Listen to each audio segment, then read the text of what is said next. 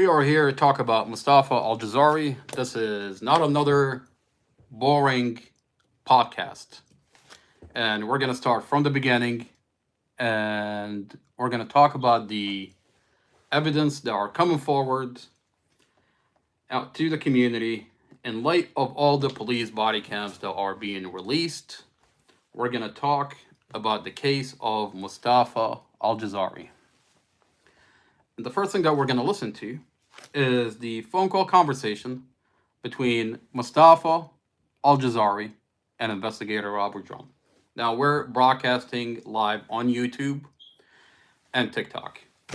And we're going to talk about the conversation and we're going to dissect the conversation between investigator Drum and Mustafa Al-Jazari. And we're going to look into the details. Now, when investigator Drum talks about Mustafa being released from the hospital, we have a body cam that show Mustafa was released from the hospital. Char, how are you, ma'am? All right, we're going to wait for everybody to show up so we can have a conversation. Shelly, how are you, ma'am? I missed you. I missed everybody. All right, and we're going to take this back all the way back to the phone call of the conversation that Mustafa had with investigator Drum. Becky, how are you, ma'am? And Mustafa. Now, this investigator claims that he doesn't know why Mustafa was at the apartment when he was released from the hospital. He pretends that he doesn't know. Even though they released from Mustafa from the hospital. Shelly, how are you, ma'am? Even though the hospital released Mustafa, even though the police released Mustafa from the hospital, but in the phone call conversation, you have an investigator that pretend that he doesn't know and is asking Mustafa, why are you at the apartment? What are you doing at the apartment? I find that interesting in light of the police body cams that are being released. That the hospital is the one that released Mustafa from the hospital. The police released Mustafa, discharged Mustafa from the hospital. And you find out that the paramedic had induced Mustafa with 50 mcg of F. Now, when you ask why is Mustafa induced with 50 mcg of F, they tell you for the pain. A lot of people are saying, oh, because he was in a lot of pain. Now, is it okay to interrogate him in the hospital while he's on 50 mcg of F? Now, in the hospital, on a specific police body cam, you find that investigator Mason sat there with a police officer at the door, guarding the door, and they interrogated Mustafa in the hospital.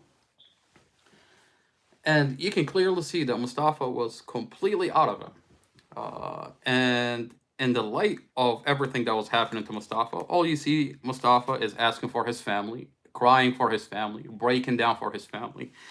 And it took them 3 hours, these investigators, Investigator Mason, sat there and told Mustafa, your family is okay. Your family is being taken care of. After 3 hours, you have Investigator Mason unmute his body cam only to tell Mustafa, your family has been unalived 3 hours ago. Now, if you listen closely to that, what Mustafa tells the investigator, he tells him, what time is it? The investigator tells him 10 o'clock. And Mustafa's trying to make sense of what they've been telling him for the past 3 hours. For the past 3 hours, they've been telling him, your family's okay. Mustafa, now mind you, the hospital records show that Mustafa just woke up. He lost consciousness for 30 minutes. Mustafa was helicoptered to the hospital. So Mustafa just woke up out of a coma, was in and out of consciousness. He wakes up in a hospital to find out that he was in a vehicle accident. And the investigator is telling him, your family is okay. Your family is going to be okay. And 3 hours go by while they're telling him, your family is okay. Only 3 hours later, and they're asking him, what happened? What's going on? What happened? Mustafa was like, I don't know. I don't know what happened. Where is my family? Can you take me to my family? He's crying for his family. He's asking about Dorothy. He's asking about 5-year-old Empress. And then 3 hours later, he has Investigator Mason unmute his body cam, knowing that Mustafa is on 50 mcg of F. And what they're trying to do here is I mean, when you're on 50 mcg of F, you're out of it for almost 9 hours. You're gonna be out of it. You're gonna be completely out of it. So they unmute their body cam. They put Mustafa in this atmosphere, and what they're trying to show on this body cam is Mustafa does not care about his family. So what they do, they unmute their body cam, and then tell Mustafa, Mustafa, your family has been unalive 3 hours ago. And when Mustafa is crying for his family, is breaking down for his family, is asking about Dorothy, is asking about Empress, what they do, that body cam that shows Mustafa cares about his family, they go up to a judge and seal off this body cam. This body cam is not supposed to be released out to the community, but it's out, and the community is watching it. Now, Judge Weimer ordered the seal of this body cam. Judge Weimer, Prosecutor Sarah Sammy, Commonwealth Amy Ashworth, Investigator Drum, Investigator Mason, Investigator Davis, the police department of Prince William County in Virginia, they do not want to show this community that Mustafa actually cares about his family. So what do they do? Stefana, how are you, ma'am? Star, how are you? What they do is they go up to Judge Weimer and they get a judge order to seal off this body cam from the community. Now, why are they sealing off this body cam? It's just a body cam. I mean, this isn't a federal case. You only find body cam sealed in a case in a federal case. But this is a circuit court case. What's their justification for sealing off the body cam? Now, in light of the body cams being released, what I'm finding out that these police body cams are sealed for one reason and one reason only. Because the police report don't reflect what is going on the police body cam. Each body cam, every body cam, every police report has been falsified in the Mustafa Aljazairi case. And the only way you're going to find out is if you watch the body cam. Now, specifically, what we're talking about here is the hospital. When Investigator Mason, after interrogating Mustafa for 3 hours, while he's under what they injected him with, the paramedic injected Mustafa with 50 mcg of F. And it shows on body cam that Mustafa cares about his family. What Investigator Mason wrote in his police report, and I'm going to be releasing that police report, is Investigator Mason wrote that Mustafa did not have a reaction when he was told that his family had passed. That Mustafa did not care, did not have a reaction. Now, I find that very disturbing because it's been 19 months, and every single person that would read Mustafa's discovery, they read the part where Investigator Mason had told Mustafa about his family passing, and Mustafa did not have a reaction. Now, I find that very disturbing because when we go and complain to the Department of Justice in the past, they don't have access to the police body cam because Commonwealth Amy Ashworth had gotten a judge order to seal off those body cam, but what she'll give them is a police report. Now, she'll give them a police report that reflect falsifications. She'll give them the falsified police report. She'll give them the police report where Investigator Mason wrote on his police report that when Mustafa was told about his family, about Dorothy, his girlfriend, and 5-year-old Empress passing, he did not care. That's what the police report showed. And not until you watch the body cam that you actually see that Mustafa cared about his family, was crying about his family, and was broken for his family. Okay, so they concealed that body cam. Now, Mustafa Aljazairi's mother, Investigator Mason, is yelling at her outside. Okay, Mustafa gets helicoptered to the hospital. Mustafa Aljazairi's mother is in the hospital with the family. Investigator Mason tells her, ma'am, I'm going to drag you off the property if you ask about your son. As a matter of fact, you're not allowed to go back there and see your son. How is it okay to tell a mother that was told that her son was in a coma, that her son was in a major vehicle accident, to be dragged off the property if she asks about her son one more time? How is that okay? Okay. Now, I have the body cam. You don't have to take my word for it. I have a body cam. What I publicized that this body cam exists. See, for the past 19 months, when we talk about investigator Mason threatening my mother with arrest, that if she were to ask about Mustafa at the hospital, it's almost unbelievable. Okay? I mean, people hear it, but it's unbelievable until you watch the body cam. That body cam is sealed off by the judge. As a matter of fact, what I find disturbing is in court, the judge, when he was told that Mustafa was interrogated for 3 hours, the judge ruled that Mustafa was not interrogated. That Mustafa could have walked out if he wanted to. That the family could have went back there if they wanted to. Well, how is that so, sir? Because when I watch the body cam, as a matter of fact, when the community watches this body cam, that's sealed by you, you see that an officer is guarding the door. You see an investigator interrogating Mustafa while he's under 50 mcg of F that's induced by the paramedic. And then you see a family that's under arrest, threatened with arrest, that if they were to go and check and ask about Mustafa. So how is that not interrogation? How is that? How Mustafa was not Mirandized, okay? And Mustafa was interrogated, okay? Interrogated after they injected him with 50 mcg of F. You want to talk about third world country tactics? You hear about situations like this in Russia. You hear about situations like this in China. Not in America, but I guess they do exist here. And you have a judge, a corrupt judge, to seal off the body cam. That's why you'll never hear about situations like these in America. Now, Mustafa is finally released from the hospital. The hospital releases him. And Mustafa, first priority is to go and check on his family.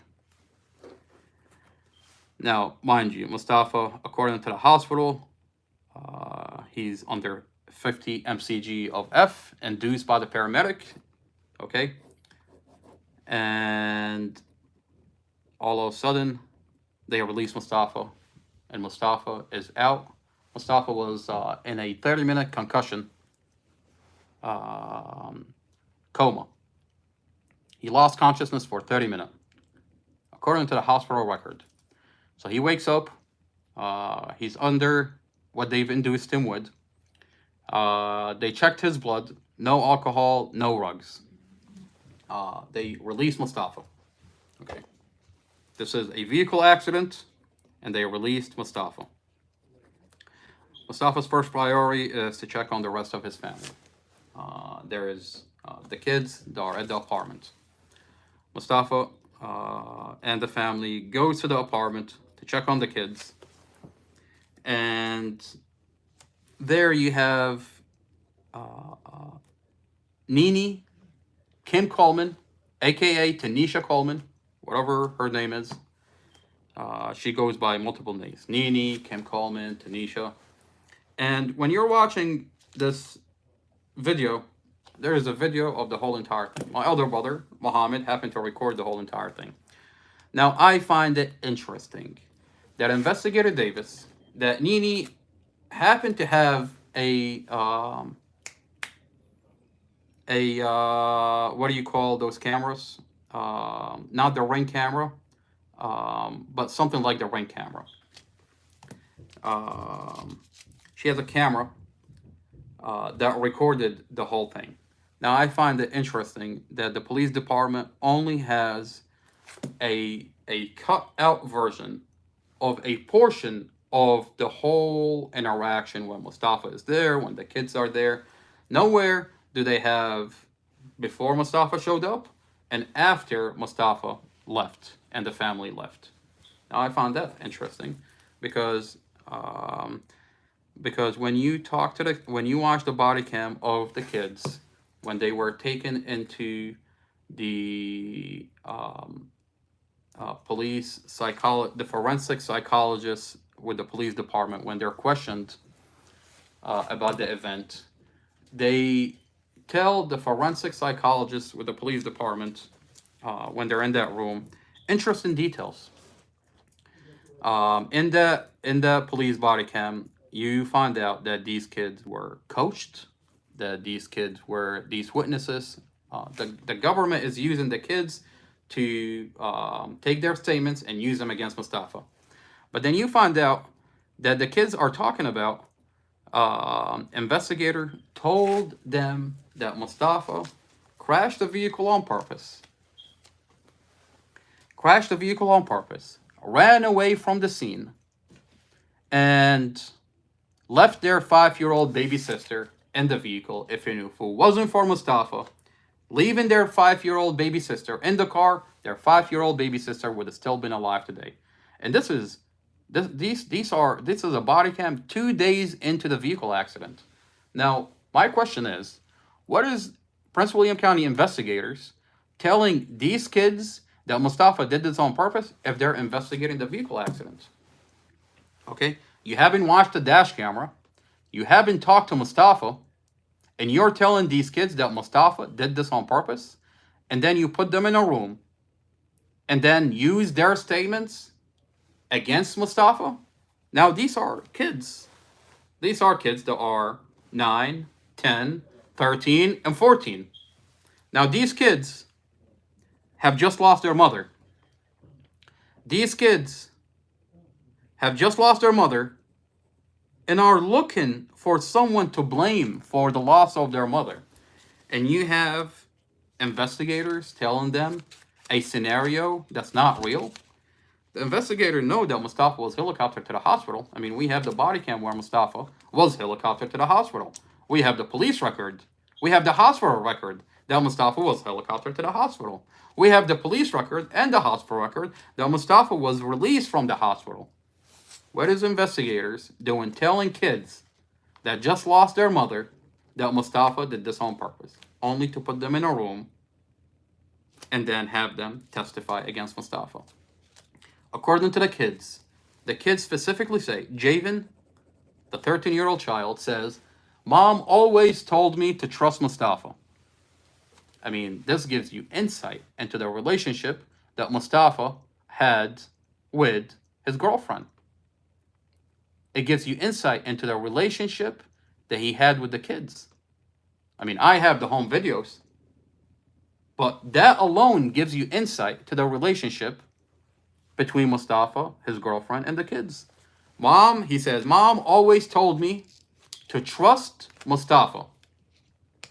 Only after I found out what happened from the investigator that I don't trust Mustafa anymore.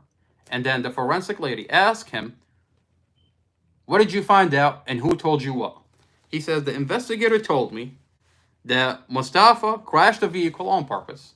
Now, mind you, this is 2 days into the accident. The investigators still investigating. They're investigating the vehicle accident. Jabin says, the investigator told me that Mustafa crashed the vehicle on purpose, left the scene, ran away, and left my 5-year-old baby sister, Empress, in the vehicle. And if it wasn't for Mustafa leaving, my 5-year-old baby sister would have still been alive today. And because of that, I don't trust Mustafa anymore. I mean, you want to talk about witness tampering? The investigators are tampering with witnesses. And then prosecutor Sarah Sammy she puts that on the police report. She puts everything on the police report except the part where Javen says, the investigator told me that Mustafa crashed the vehicle on purpose, ran away, left my 5-year-old baby sister in the car. If it wasn't for him running away, my 5-year-old baby sister would have still been alive today. Now, she leaves that part out of the police report. So when the DOJ and everybody that looks into the Mustafa Aljazairi case When prosecutor Sarah Sammy hands them the police report by the forensic psychologist, they don't have the part where those kids were tampered with. You have those kids were left in the apartment with the neighbor, Nene Kim Coleman, aka Tanisha Coleman, who, according to the FBI, she's in a relationship with the ex-boyfriend, Dorothy's ex-boyfriend, Glenn Ford. Now, who is Glenn Ford? According to Glenn Ford, we know, according to him, according to his own police body cam, that he's been watching Mustafa, that he's jealous from Mustafa, that he's upset that Dorothy is with Mustafa, and he's been watching Mustafa. Now, you have an individual like Glenn Ford, who, when you look up his police records, you see that he has a rap sheet of drug charges and everything that you can imagine. Sitting there, watching Mustafa, who, according to him, Mustafa doesn't even know that he's there. Doesn't even know him. Now, those kids are left with him and the neighbor, Nene Coleman. According to the FBI, Glenn Ford is in a relationship with Nene. I have a hospital document that says that Glenn Ford's, Nene, Kim Coleman, and Amy Hodgkins were at the hospital, and they're making decisions about five-year-old Empress. The hospital records show that she is stable, that she's gonna live, and